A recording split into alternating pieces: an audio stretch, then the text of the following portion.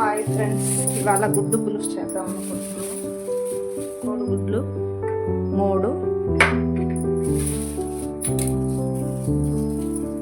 వెల్లుల్లిపాయలు కొద్దిగా, 2 టమాటాలు, కొద్దిగా చింతపండు, 2 పచ్చిమిర్చి తీసుకొని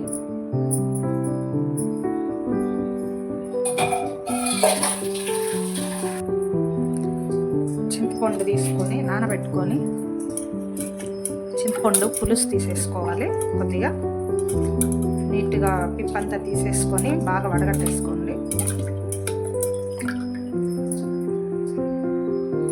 చింతపండు నీళ్ళు బాగా పిసికేసుకొని వడగట్టి పిప్పెత్తేసి టమాటాలు తీసుకొని అందులో ఉన్న మధ్యలో ఉన్నది తీసేసి టమాటాలు వేసేసుకొని 2 టమాటాలు పిసికేసుకోండి. టమాటా వేసుకొని బాగా పిసికేసుకొని టమాటా బాగా పిసికేసుకొని పిప్పి తీసేసేయండి. పిప్పి తోలు ఉంటుంది కదా, తోలు తీసేసేయండి. తోలు తీసేసి నీట్గా టమాటా వాటర్ అందులో కొంచెం పసుపు యాడ్ చేసుకోండి. కొద్దిగా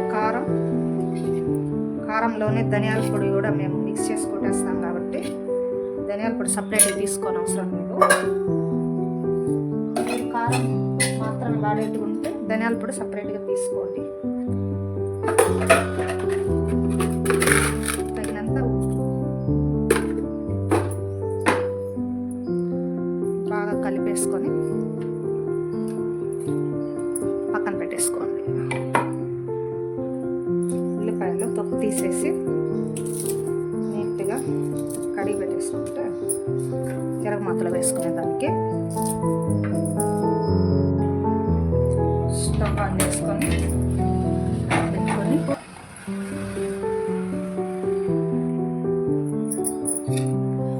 ఆయిల్ వేసుకోండి. ఆవాలు, జీలకర్ర, మెంతులు తిరగమాతకు వేసేసుకోండి. పచ్చిమిర్చి 2,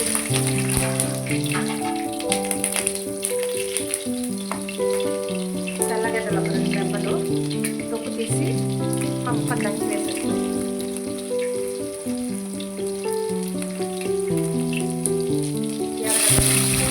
ఉల్లిపాయ వేగినాక మనం కలిపి పెట్టుకున్న పులుసు అందులో పోసేసి మూత పెట్టేసుకోండి.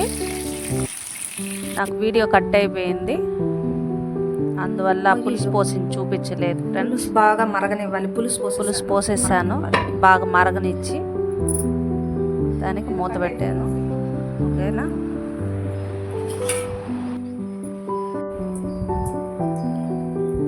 పులుసు మరిగింది లేండి, ఒకసారి చెక్ చేసుకోండి. పులుసు ఒక్కరో చెక్ పెట్టుకోవాలి బాగా.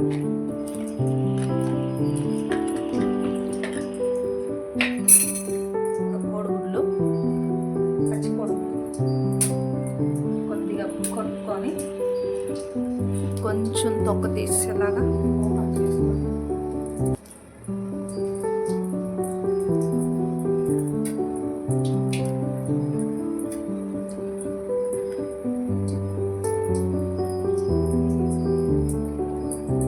అలా పోసేసేయాలి.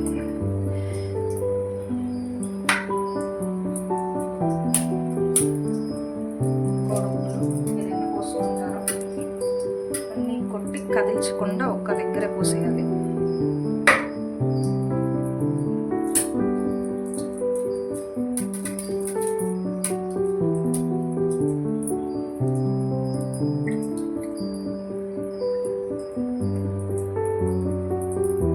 అలా గుడ్లు పోసేసాక కాసేపు మూత పెట్టేసేయండి. మూత తీసి చెక్ చేద్దాం పులుసు ఎలా వచ్చిందో.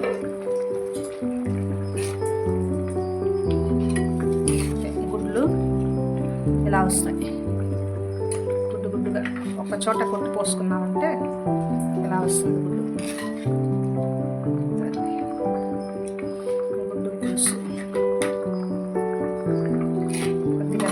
చిక్కబడ్డాక కరివేపాకు వేసుకొని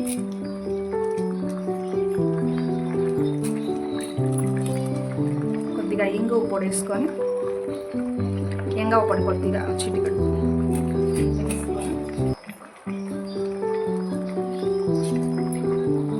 దింపేసేయండి. సరిపోతుంది పులుసు, సరిపోతుంది పులుసు చిక్కగా.